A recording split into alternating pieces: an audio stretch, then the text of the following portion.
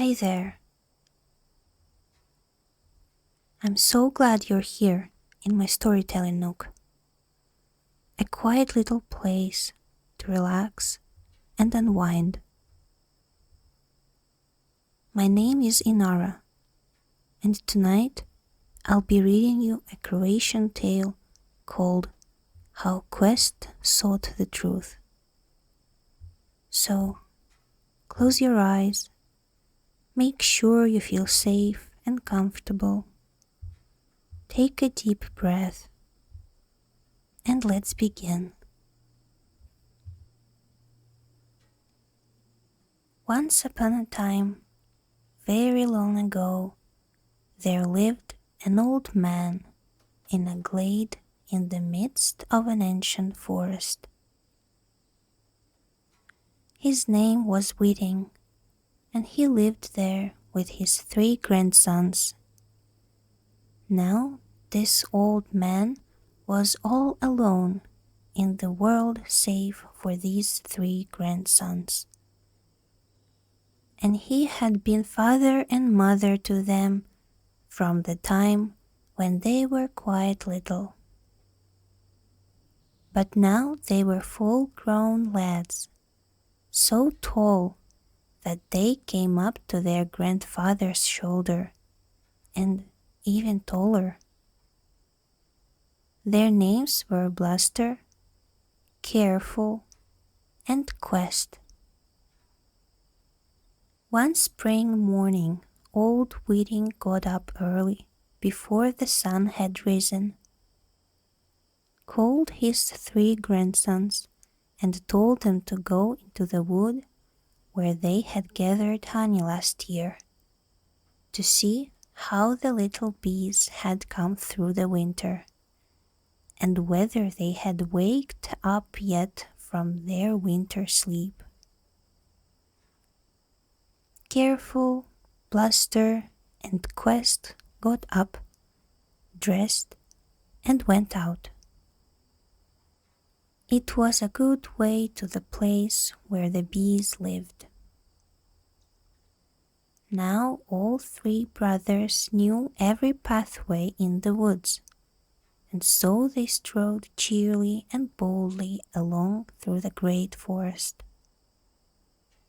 All the same, it was somewhat dark and eerie under the trees, for the sun was not yet up, and neither bird nor beast stirring.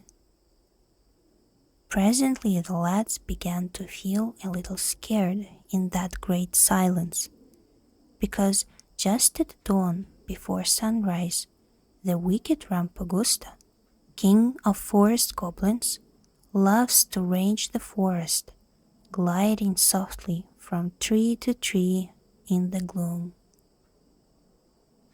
So the brothers started to ask one another about all the wonderful things there might be in the world. But as not one of them had ever been outside the forest, none could tell the others anything about the world. And so they only became more and more depressed. At last, to keep up their courage a bit, they began to sing and call upon All Rosy to bring out the sun. Little Lord, all rosy bright, bring golden sun to give us light.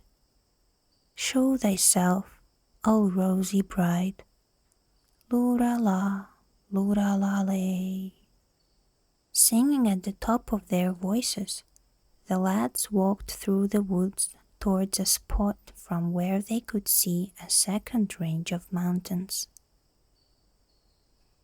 As they neared the spot, they saw a light above those mountains, brighter than they had ever seen before, and it fluttered like a golden banner.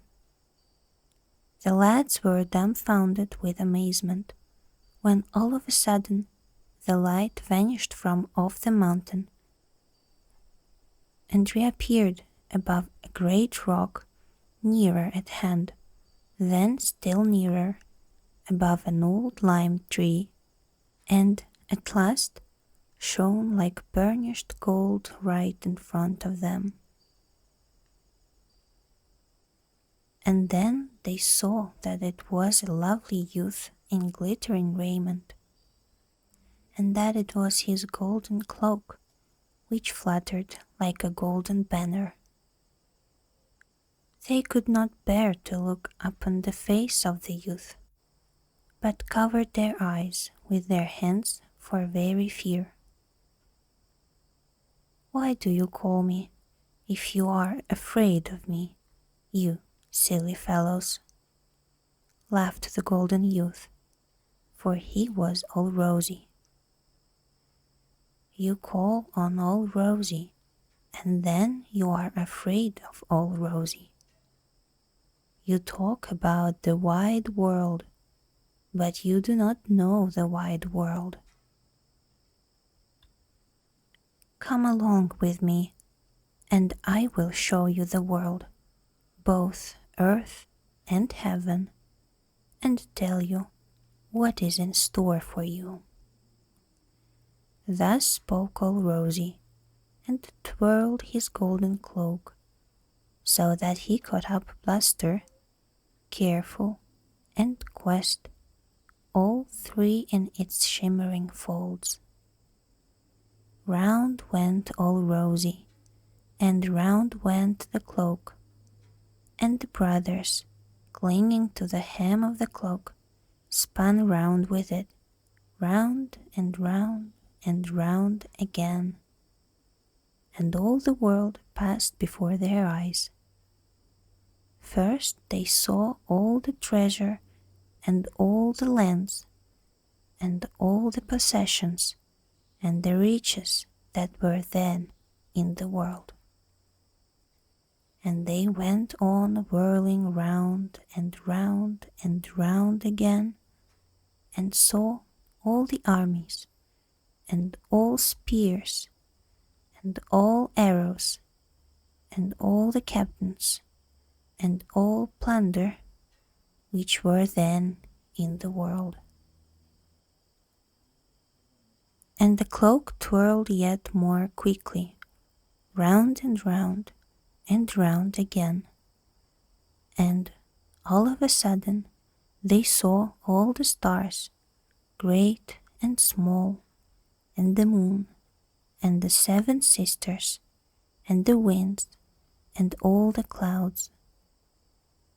The brothers were quite dazed with so many sights, and still the cloak went on twirling and whirling, with a rustling, rushing sound, like a golden banner. At last the golden hem fluttered down, and Bluster, Careful, and Quest stood once more on the turf.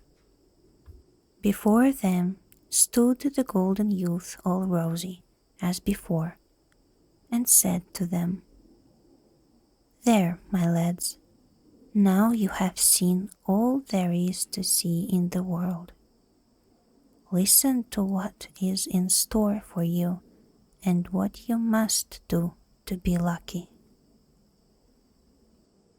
At that, the brothers became more scared than ever, yet they pricked up their ears and paid good heed, so as to remember everything very carefully. But old Rosie went on at once. "There, this is what you must do. Stay in the glade and don't leave your grandfather until he leaves you, and do not go into the world, neither for good nor for evil, until you have repaid your grandfather for all his love to you." And as old Rosie said this, he twirled his cloak round and vanished, as though he had never been, and lo, it was day in the forest. But Rampagusta king of the forest goblins, had seen and heard everything. Like a wraith of mist, he had slipped from tree to tree and kept himself hidden from the brothers among the branches of an old beech tree. Rampagusta had always hated Old Whiting. He hated him as a mean scoundrel hates an upright man, and above all things, he hated him because the old man had brought the sacred fire to the glade so that it might never go out, and the smoke of that fire made Rampagusta cough most horribly. So Rampagusta wasn't pleased with the idea that the brothers should obey Allrosy and stay beside their grandfather and look after him. But he bethought himself how he could harm Old Whiting and somehow turn his grandsons against him.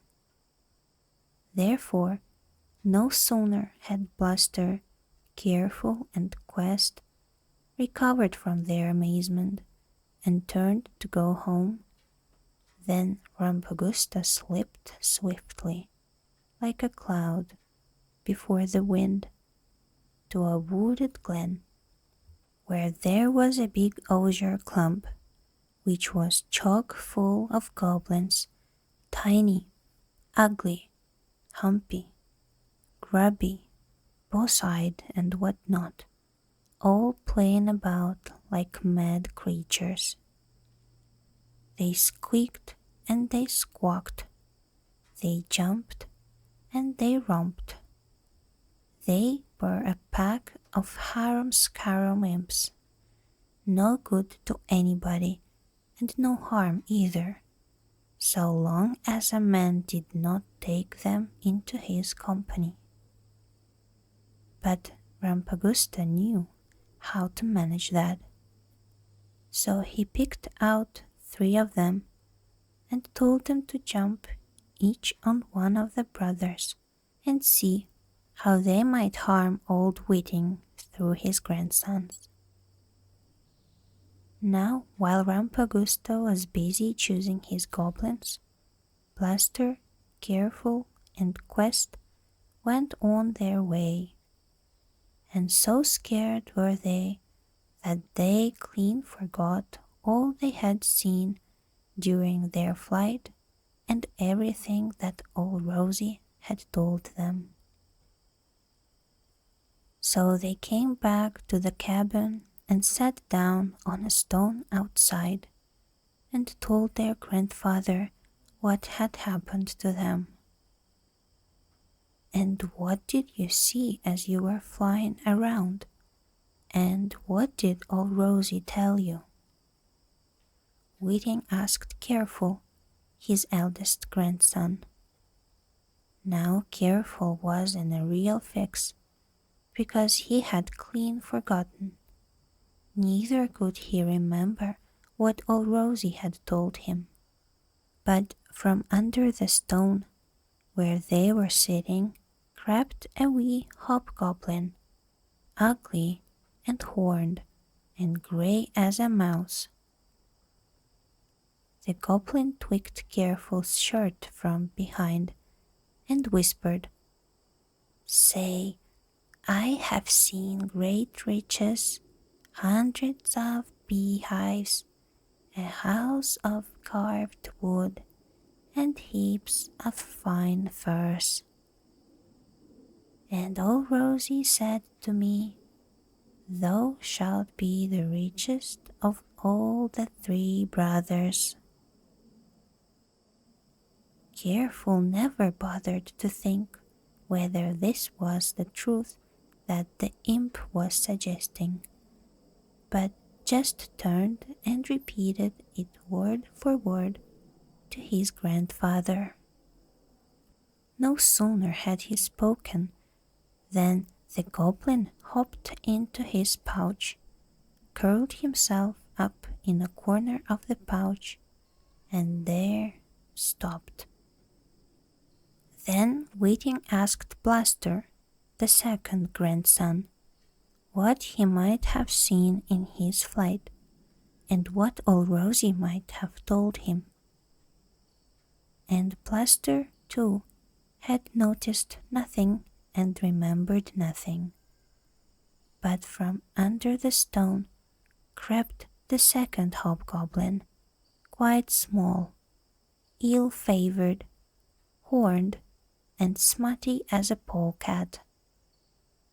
The goblin plucked Blaster by the shirt and whispered, "Say, I saw lots of armed men, many bows and arrows, and slaves galore in chains.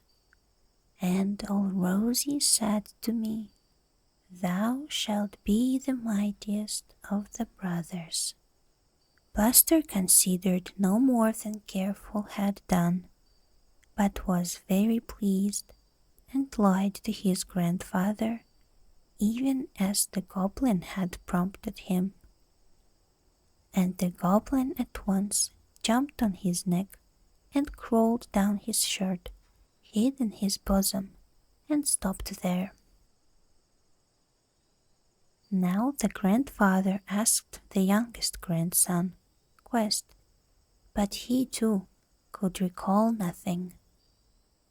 And from under the stone crept the third hobgoblin, the youngest, the ugliest, horned with big horns, and black as a mole.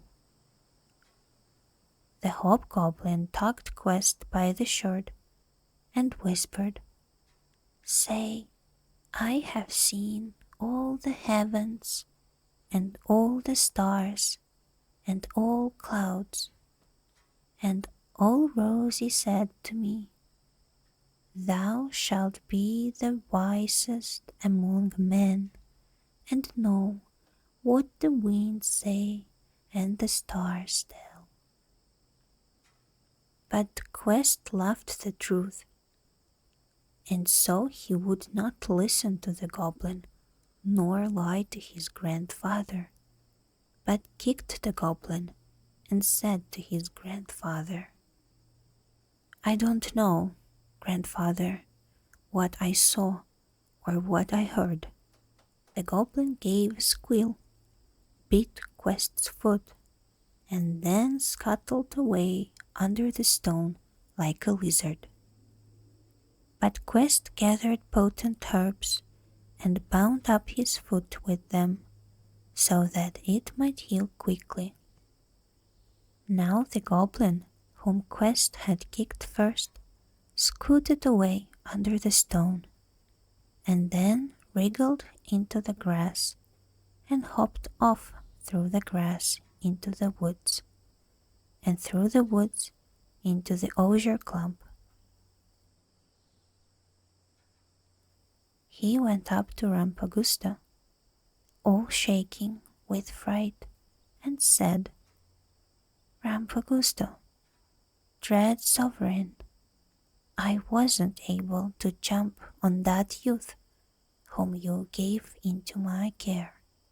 Then Rampagusta fell into a frightful rage, because he knew those three brothers well, and most of all he feared Quest, lest he should remember the truth.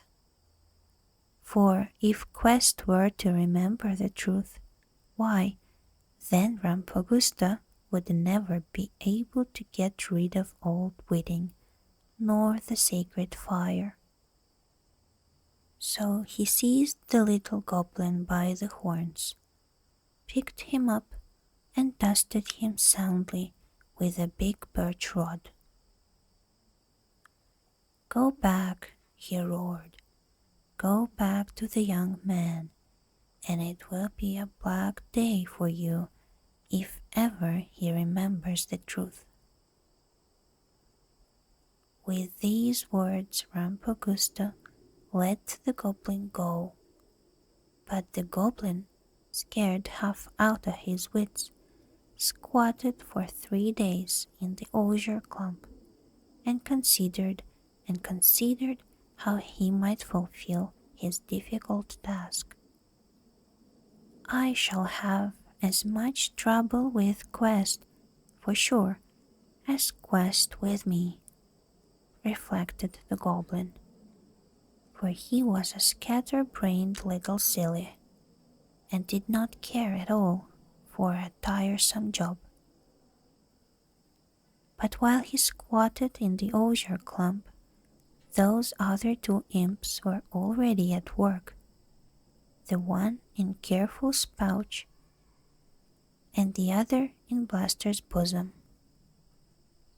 From that day forth Careful and Bluster began to rove over hill and dale, and even slept but little at home, and all because of the goblins. There was the goblin curled up in the bottom of Careful's pouch, and that goblin loved riches better than the horn over his right eye.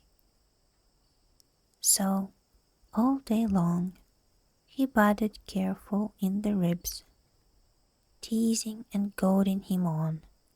Hurry up, get on, we must seek, we must find. Let's look for bees, let's gather honey, and then we will keep a tally with rows and rows of scores. So said the goblin, because in those days they reckoned up immense possessions with tallies. Now a tally is only a long wooden stick with a notch cut in it for every sum that is owing to a man. But Bluster's goblin butted him in the breast, and that goblin wanted to be the strongest of all and lord of all the earth. So he worried and worried Bluster and urged him to roam through the woods looking for young ash plants and slender maple saplings to make a warrior's outfit and weapons. Hurry up, get on, teased the goblin.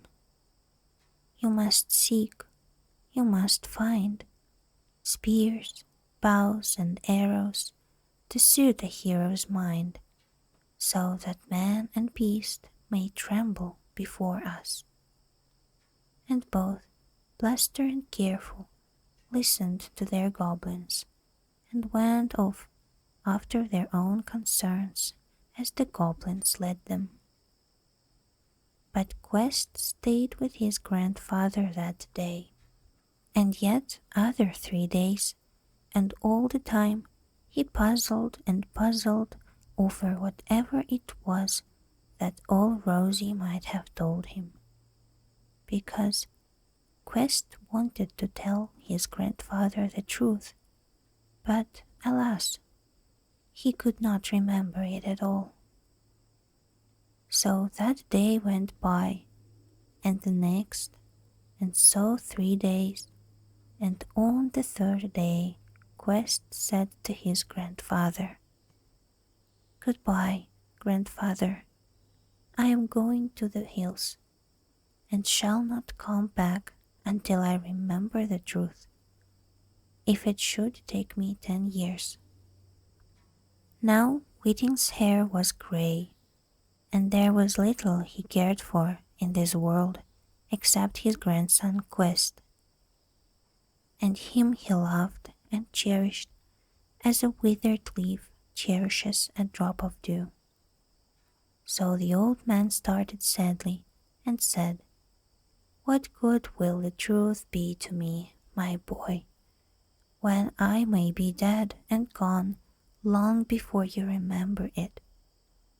This he said, and in his heart he grieved far more even than he showed in his words. And he thought, how could the boy leave me? But Quest replied, "I must go, grandfather, because I have thought it out, and that seems the right thing to me." Whiting was a wise old man, and considered. Perhaps there is more wisdom in a young head than in an old one. Only if the poor lad is doing wrong, it's a sad weird he will have to dree because he is so gentle and upright. And as Whiting thought of that, he grew sadder than ever, but said nothing more. He just kissed his grandson good-bye and bade him go where he wished. But Quest's heart sadly misgave him because of his grandfather, and he very, very nearly changed his mind on the threshold and stayed beside him. But he forced himself to do as he had made up his mind to, and went out and away into the hills. Just as Quest parted from his grandfather, his imp thought he might as well get out of the osier clump and tackle that tiresome job, and he reached the clearing just as Quest was hurrying away. So Quest went off to the hills, very downcast and sad, and when he came to the first rock, lo and behold, there was the goblin, gibbering. Why, thought Quest, it's the very same one, quite small, misshapen, black as a mole, and with big horns. The goblin stood right in Quest's way and would not let him pass. So Quest got angry with the little monster for hindering him like this. He picked up a stone, threw it at the goblin, and hit him squarely between the horns. Now I've killed him, thought Quest. But when he looked again, there was the goblin as spry as ever, and two more horns had sprouted where the stone had hit him. Well, evidently stones won't drive him off, said Quest. So he went round the goblin and forward on his way. But the imp scuttled on in front of him, to the right and to the left, and then straight in front, for all the world like a rabbit. At last they came to a little level spot between cliffs, a very stony place, and on one side of it there was a deep well spring. Here will I stay, said Quest, and he at once spread out his sheepskin coat under a crab tree and sat down so that he might reflect in peace and remember what old Rosie had verily and truly told him. But when the imp saw that, he squatted down straight in front of Quest under the tree, played silly tricks on him, and worried him horribly. He chased lizards under Quest's feet, threw burrs at his shirt, and slipped grasshoppers up his sleeves. Oh dear, this is most annoying, thought Quest, when it had gone on for some little time. I have left my wise old grandfather, my brothers, and my home, so that I might be in quiet and remember the truth. And here am I, wasting my time with this horned imp of mischief. But as he had come out in a good cause, he nevertheless thought it the right thing to say where he was. So Quest and the goblin lived together on that lone ledge between the cliffs, and each day was like the first. The goblin worried Quest so that he couldn't get on with his thinking. On a clear morning, Quest would rise from sleep and feel happy. How still it is! How lovely! Surely today I shall remember the truth. And lo, from the branch overhead, a handful of crabs would come tumbling about his ears, so that his head buzzed and his thoughts all got mixed. And there was the little monster mocking him from the crab tree and laughing fit to burst. Or Quest would be lying in the shade, thinking most beautifully, till he felt like saying, "There, there now, now it will come back to me. Now I shall puzzle out the truth." And then the goblin would squirt him all over with ice cold water from the spring through a hollow elder twig, and again Quest would clean forget what he had already thought out. There was no silly trick nor idle joke that the goblin did not play on Quest on the ledge there. And yet all might have been well if Quest hadn't found it just a tiny bit amusing to watch these tomfooleries. And though he was thinking hard about his task, yet his eyes would wander and look round to see what the imp might be doing next. Quest was angry with himself over this, because he was wearying more and more for his grandfather, and he saw full well that he would never remember the truth while the goblin was about. "I must get rid of him," said Quest. Well, one fine morning the goblin invented a new game. He climbed up the cliff where there was a steep watercourse in the face of the rock, got astride a smooth bit of wood as if it had been a hobby horse, and then scooted down the watercourse like a streak of lightning. This prank pleased the little wretch so mightily that he must needs have company to enjoy it the better. So he whistled on a blade of grass till it rang over hill and dale, and lo, from scrub and rock and osier clump the goblins came scuttling along, all tiny, like himself. He gave orders, and every man-jack of them took a stick and shinned up the cliff with it. My word, how they got astride their hobby horses and hurtled down the watercourse.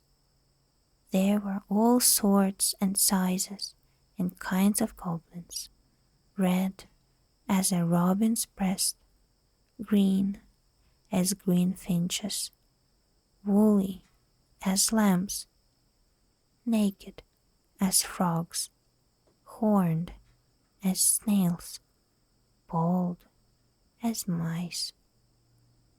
They careered down the watercourse like a crazy company on crazy horses. Down they flew, each close at the other's heels, never stopping till they came to the middle of the ledge. And there was a great stone, all overgrown with moss.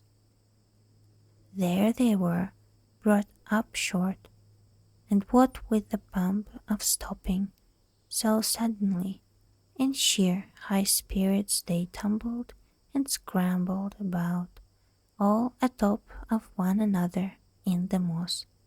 Shrieking with glee, the silly crew had made the trip some 2 or 3 times already, and poor Quest was hard to put to it between two thoughts.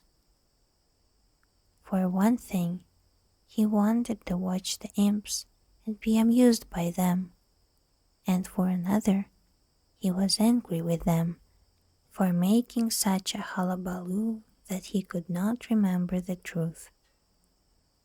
So he shilly-shallied a while, and at last he said, "Well, this is past a joke. I must get rid of these good-for-nothing loons, because while they are here, I might as well have stopped at home." And as Quest considered the matter, he noticed that as they rushed down the watercourse, they made straight for the spring, and that, but for the big stone, they would all have toppled into it head foremost. So Quest crouched behind the stone, and when the imps came dashing down again, guffawing and chuckling as before, he quickly rolled the stone aside, and the whole mad party rushed straight on to the wellspring, right on to it, and then into it, head first, each on top of the other, red as robins' breasts, green as green finches, woolly as lambs, naked as frogs, horned as snails, bald-headed as mice, and first of all the one who had fastened himself on to Quest. And then Quest tipped a big flat stone over the well, and all the goblins were caught inside like flies in a pitcher. Quest was ever so pleased to have got rid of the goblins, sat down, and made sure he would now recollect the truth in good earnest. But he had no luck, because down in the well the goblins began to wriggle and to ramp as never before. Through every gap and chink shot up tiny flames, which the goblins gave out in their fright and distress. The flames danced and wavered round the spring till Quest's head was all in a whirl. He closed his eyes so that their flashing should not make him giddy. But then there arose from the pit such a noise, hubbub, knocking and banging, barking and yawling, such yelling and shrieking for help, that Quest's ears were like to burst. And how could he even try to think through it? He stopped his ears so as not to hear. Then a smell of brimstone and sulphur drifted over to him. Through every crack and crevice oozed thick, sooty smoke, which the imps belched forth in their extremity. Smoke and sulphur fumes writhed round Quest. They choked and smothered him. So Quest saw there was no help for it. "Goblins, shut up," said he, "are 100 times worse than goblins at large. So I'll just go and let them out, since I can't get rid of them anyhow. After all, I am better off with their tomfooleries than with all that yammering.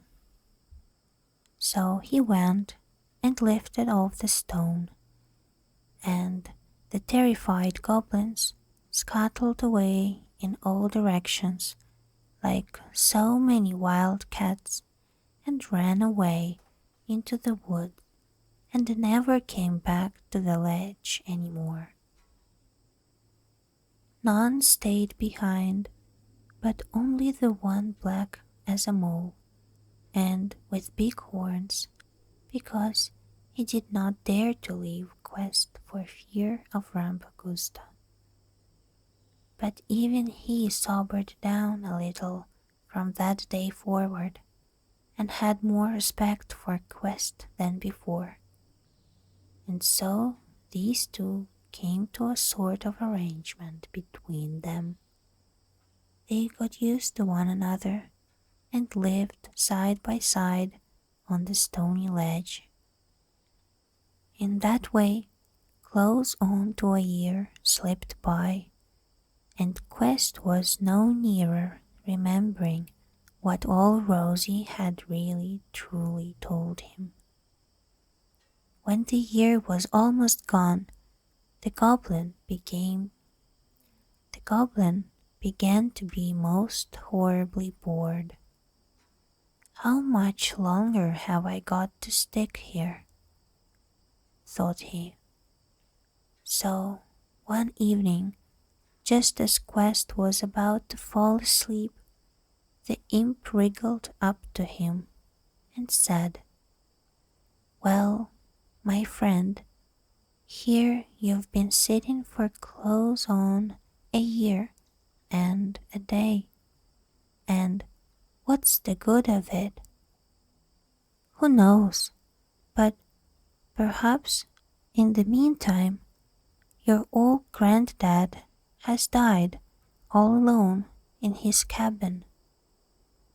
A pang shot through Quest's heart as if he had been struck with a knife, but he said, "There, I have made up my mind not to budge from here until I remember the truth, because truth comes before all things." Thus said Quest, because he was upright and of good parts.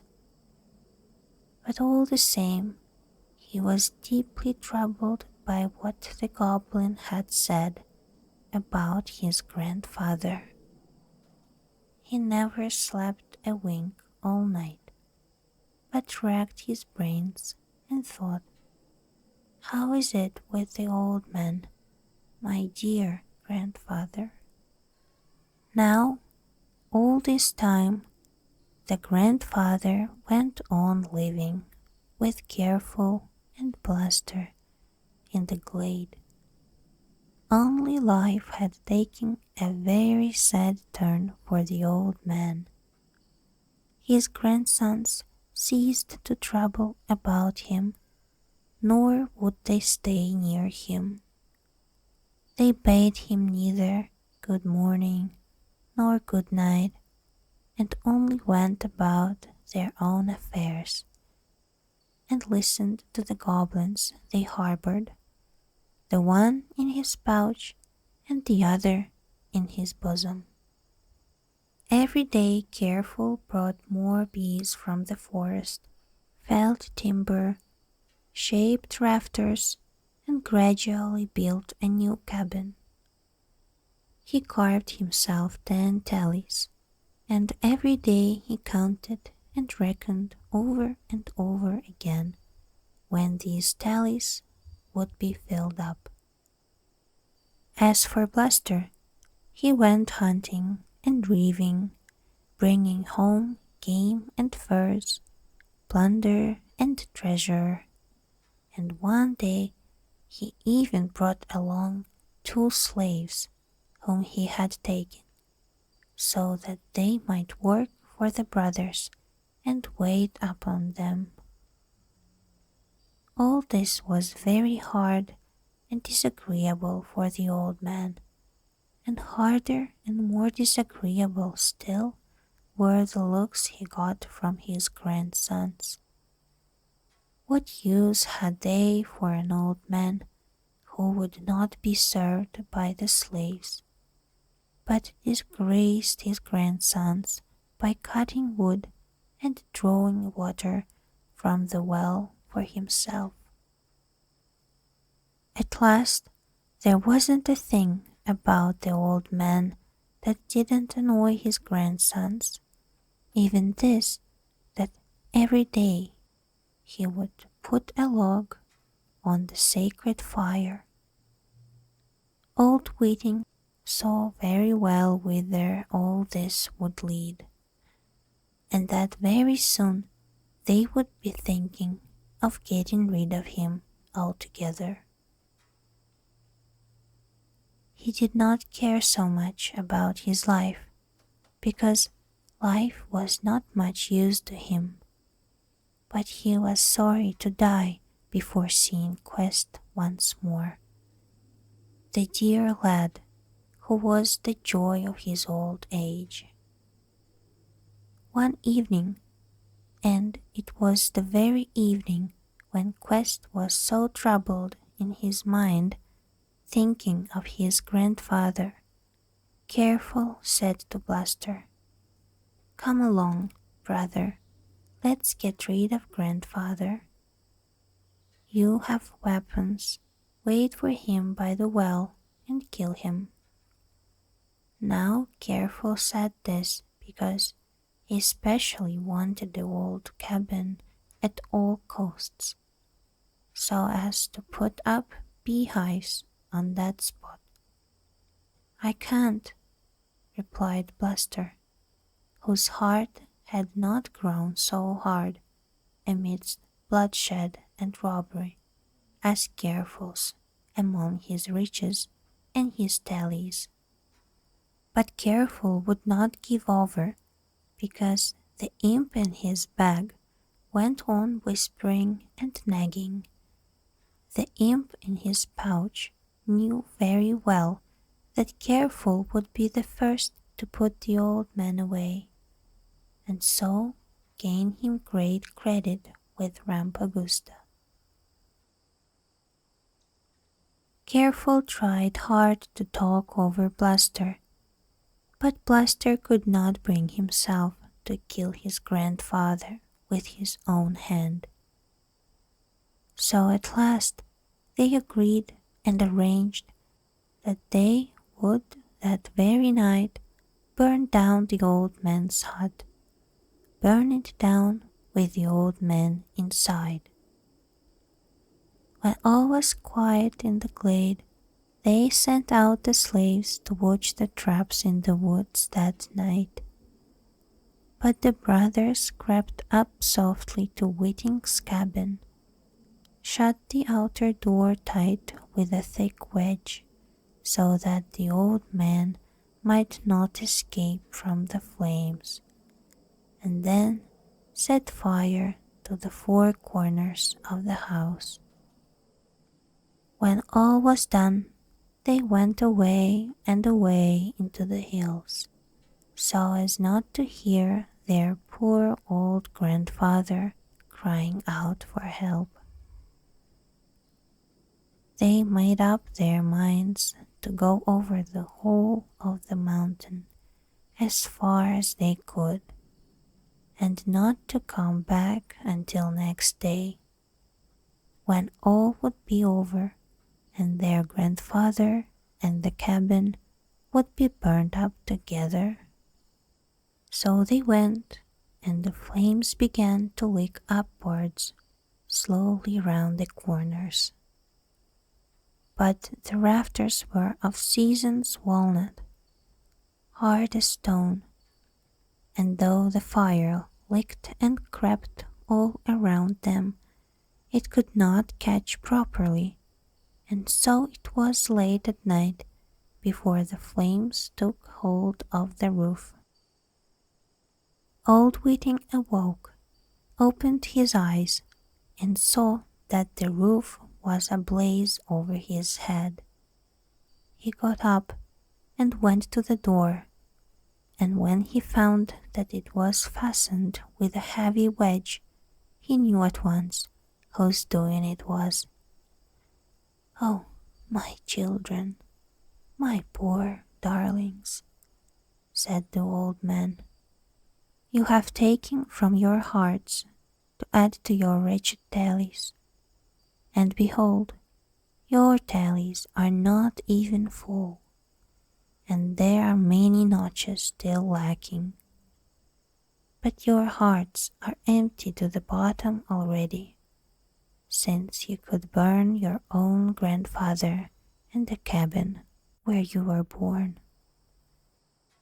That was all the thought that Father Whiting gave to Careful and Bluster. After that, he thought neither good nor bad about them, nor did he grieve over them further, but went and sat down quietly to wait for death. He sat on the oak chest and meditated upon his long life, and whatever there had been in it, there was nothing he was sorry for save only this, that Quest was not with him in his last hour. Quest, his darling child, for whom he had grieved so much. So he sat still while the roof was already blazing away like a torch. The rafters burned and burned, the ceiling began to crack. It blazed, cracked, then gave way on either side of the old man, and rafters and ceiling crashed down amid the flames into the cabin. The flames billowed round Whiting, the roof gaped above his head. Already he saw the dawn pale in the sky before sunrise. Old Whiting rose to his feet, raised his hands to heaven, and so waited for the flames to carry him away from this world, the old man and his old homestead together. Quest worried terribly that night, and when morning broke, he went to the spring to cool his burning face. The sun was just up in the sky when Quest reached the spring, and when he came there, he saw a light shining in the water. It shone, it rose, and lo, beside the spring and before Quest stood a lovely youth in golden raiment. It was all rosy. Quest started with joy and said, "My little lord, all rosy bright, how I have longed for you. Do tell me what you told me then that I must do. Here I have been racking my brains and tormenting myself and calling on all my wits for a year and a day, and I cannot remember the truth." As Quest said this, old Rosy rather crossly shook his head and his golden curls. Boy, boy, I told you to stay with your grandfather till you had rendered him the love you owe him, and not to leave him till he left you," said old Rosy. And then he went on, "I thought you were wiser than your brothers, and there you are, the most foolish of the three. Here you have been racking your brains and calling on your wits to help you for a year and a day, so that you might remember the truth, and if you had listened to your heart when it told you on the threshold of your cabin to turn back and not to leave your old grandfather, why then, you silly boy, you would have had the truth, even without wits. Thus spoke old Rosy. Once more he crossly shook his head with the golden curls. Then he took his golden cloak about him and vanished. Shamed and troubled, Quest remained alone beside the spring, and from between the stones he heard the imp giggling, the hobgoblin, quite small, misshapen, and horned with big horns. The little wretch was pleased because old Rosy had shamed Quest, who always gave himself such righteous airs. But when Quest roused himself from his first amazement, he called out joyfully, "Now I'll just wash quickly and then fly to my dear old grandfather." This he said and knelt by the spring to wash. Quest leaned down to reach the water, leaned down too far, lost his balance, and fell into the spring. Fell into the spring and was drowned. The hobgoblin jumped up from among the stones, leaped to the edge of the spring, and looked down to see with his own eyes whether it was really true. Yes, Quest was really, truly drowned. There he lay at the bottom of the water, white as wax. "Yo-ho, yo-ho, yo-hey," yelled the goblin, who was only a poor silly. "Yo-ho, yo-ho, yo-hey, my friend, we're off today." The imp yelled so that all the rocks round the ledge rang with the noise. Then he heaved up the stone that lay by the edge of the spring, and the stone toppled over, covered the spring like a lid. Next, the imp flung Quest's skin coat on the top of the stone. Last of all, he went and sat on the coat, and then he began to skip and to frolic. "Yo-ho, yo-ho, my job is done," yelled the goblin. But it wasn't for long that he skipped on the skin. It wasn't for long that he yelled.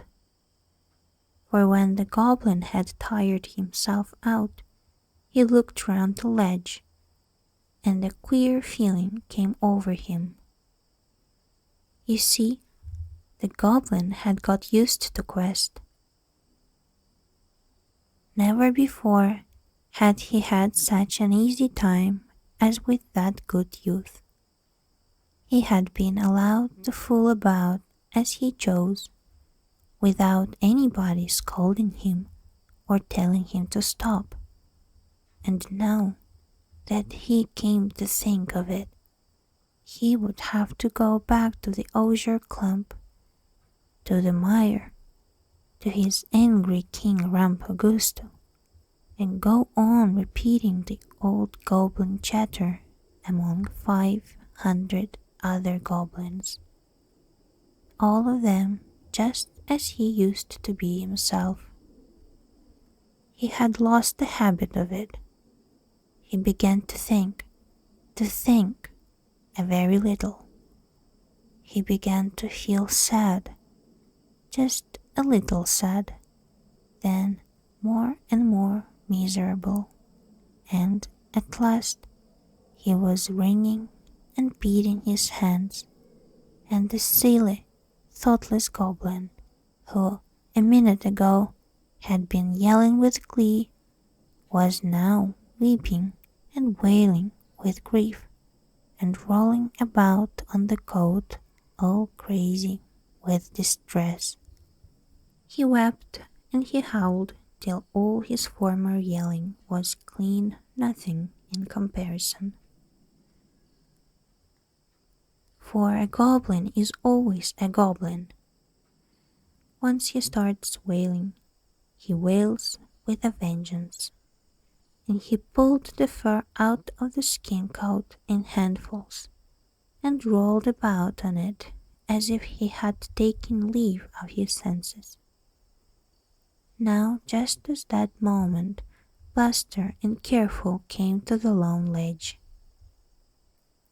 They had wandered all over the mountain, and were now on their way home to the glade to see if their grandfather and the cabin were quite burnt up. On the way back, they came to a lone ledge where they had never been before. Bluster and Careful heard something wailing, and caught sight of Quest's skin coat, and they thought at once that Quest must have come to grief somehow. Not that they felt sorry for their brother, because they could not grieve for anybody while the goblins were about them. But at that moment their goblins began to wriggle, because they could hear that one of their own kind was in trouble. Now there is no sword that sticks more closely together and none more faithful in trouble than the hobgoblins were. In the osier clump they could fight and squabble all day, but if there was trouble, each would give the skin off his shins for the other. So they wriggled and they worried, they pricked up their ears and then peered out, the one from the pouch and the other from the shirt. And as they peered, they at once saw a brother of theirs rolling about with somebody or something, rolling and writhing, and nothing to be seen but the fur flying. "A wild beast is worrying him," cried the terrified goblins. They jumped out, one out of Careful's pouch and the other out of Blusterer's bosom, and scuttled off to help their friend. But when they reached him, he would still do nothing but roll about on the skin and howl. "The boy is dead! The boy is dead!" The other two goblins tried to quiet him and thought, maybe a thorn has got into his paw, or a midge into his ear, because they had never lived with a righteous man and did not know what it means to lament for others. But the first goblin went on wailing so that you couldn't hear yourself speak, and he wouldn't be comforted either. So the other goblins were in a fine taking as to what they were to do with him, nor could they leave him there in his sore trouble. At last they had an idea. Each laid hold of the sheepskin coat by one sleeve, and so they dragged along the coat with their brother inside, scuttled away into the woods, and out of the woods into the osier clump, and home to Rampogusta. So for the first time for a year and a day, Bluster and Careful were quit of their goblins.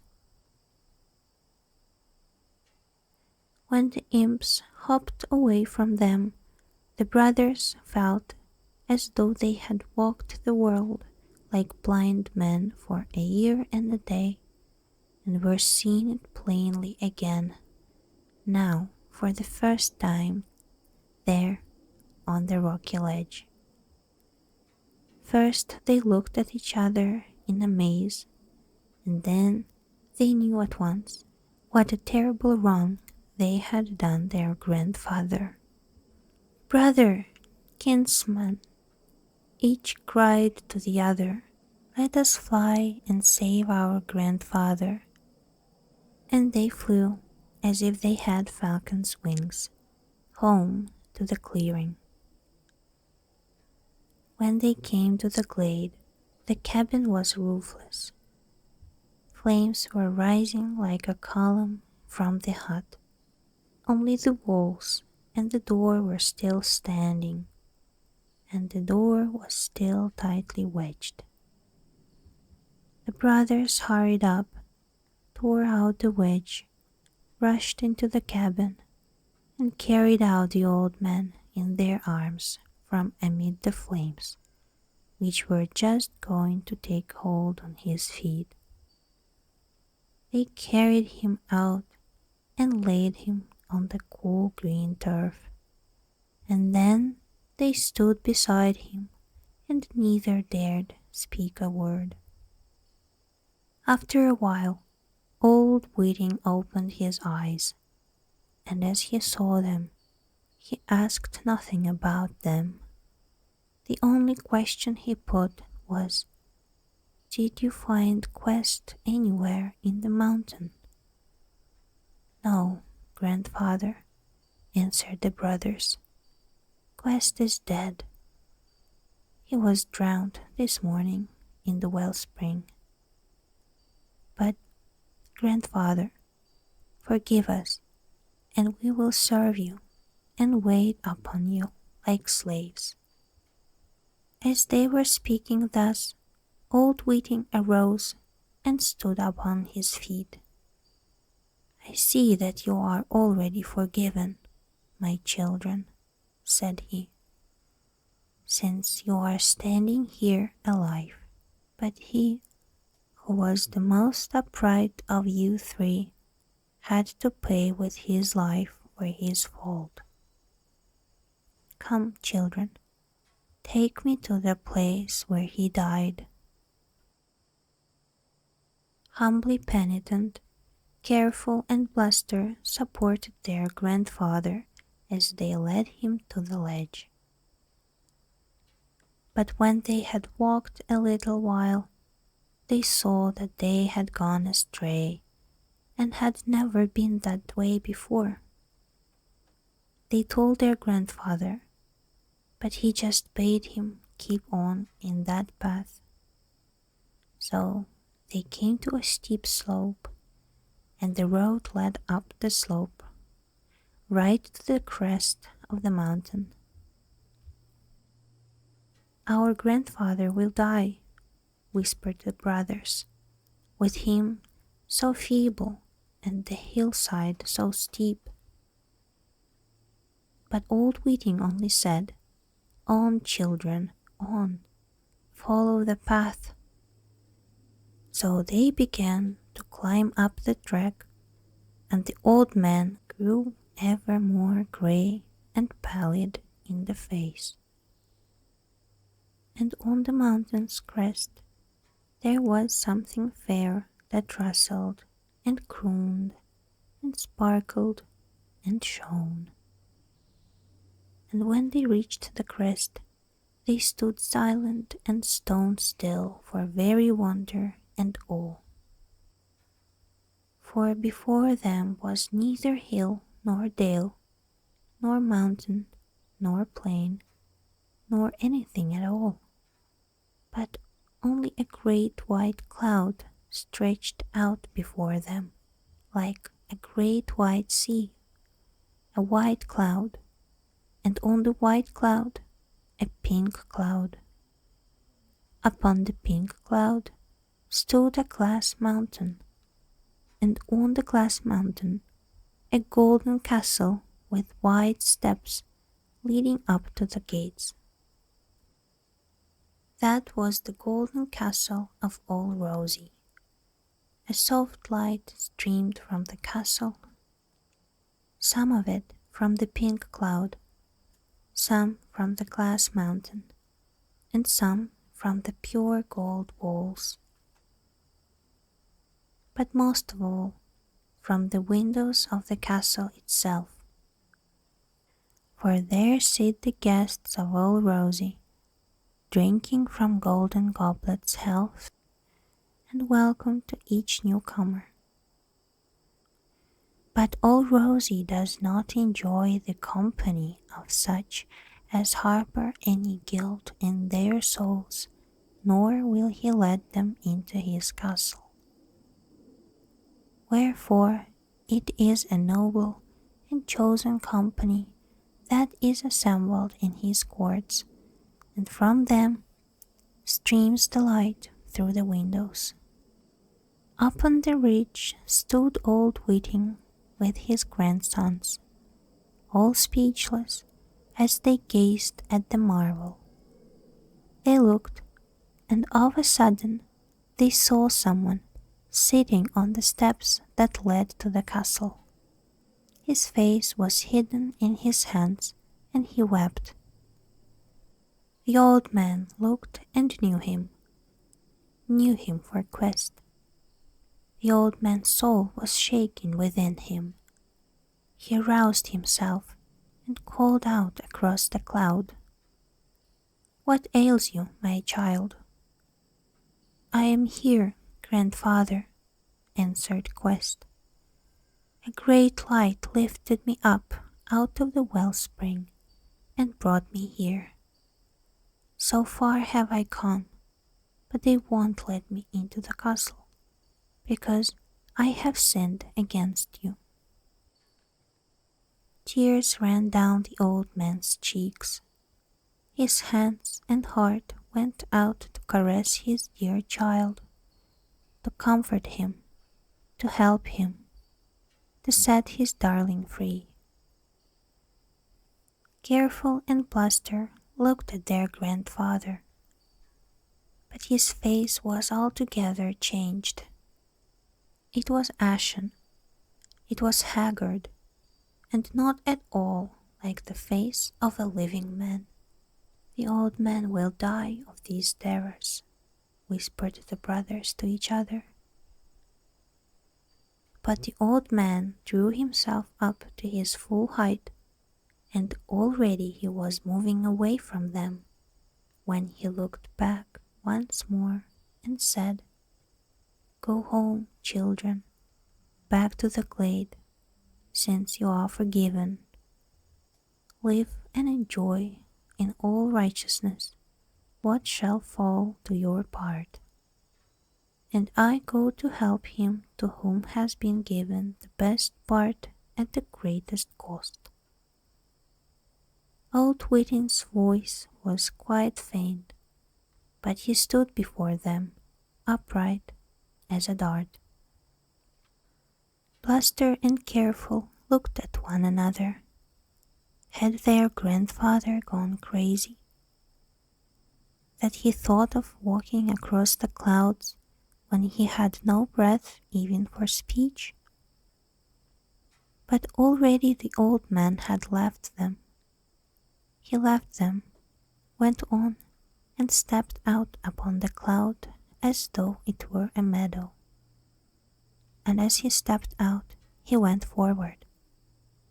On he walked, the old man, and his feet carried him. On he walked, the old man, and his feet carried him as though he were a feather, and his cloak fluttered in the wind as if it were a cloud upon that cloud. Thus he came to the pink cloud, and to the glass mountain, and to the broad steps. He flew up the steps to his grandson. Oh, the joy of it, when the old man clasped his grandson. He hugged him, and he held him close as if he would never let him go. And Careful and Bluster heard it all. Across the cloud they could hear the old man and his grandchild weeping in each other's arms for pure joy. Then the old man took Quest by the hand and led him up to the castle gates, With his left hand he led his grandson, and with his right he knocked at the gate. And lo, a wonder! At once the great gates flew open, all the splendor of the castle was thrown open, and the company within, the noble guests, welcomed Grandfather Whiting and grandson Quest upon the threshold. They welcomed them, held out their hands to them, and led them in. Careful and Bluster just saw them pass by the window, and saw where they were placed at the table. The first place of all was given to old Whiting, and beside him sat Quest, where old Rosie, the golden youth, drinks welcome to his guests from a goblet of gold. A great fear fell upon Bluster and Careful when they were left alone with these awesome sights. "Come away, brother, to our clearing," whispered Careful, and they turned and went. Bewildered by many marvels, they got back to their clearing, and never again could they find either the path or the slope that led to the mountain's crest. Thus it was, and thus it befell. Careful and Bluster went on living in the glade. They lived long as valiant men and true, and brought up goodly families, sons and grandsons. All good parts went down from father to son, and of course also the sacred fire, which was fed with a fresh log every day, so that it might never go out. So, you see, Rampogusta was right in being afraid of Quest, because if Quest had not died in his search for truth, those goblins would never have left Careful and Bluster, and in the glade there would have been neither righteous men nor sacred fire. But so everything fell out, to the great shame and discomfiture of Rampogusto and all his crew.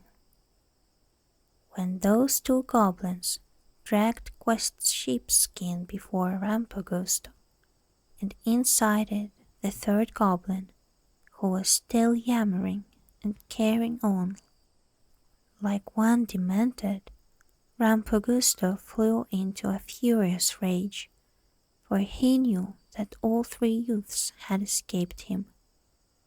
In his great wrath he gave orders that all three goblins should have their horns cropped close, and so run about for everyone to make fun of. But the worst of Rampogusto's discomfiture was this: every day the sacred smoke gets into his throat and makes him cough most horribly. Moreover, he never dare venture out into the woods for fear of meeting someone of the valiant people. So Rampogusta got nothing out of it but Quest's cast-off sheepskin, and I'm sure he is welcome to that, for Quest doesn't want a sheepskin coat anyhow in all Rosie's golden halls.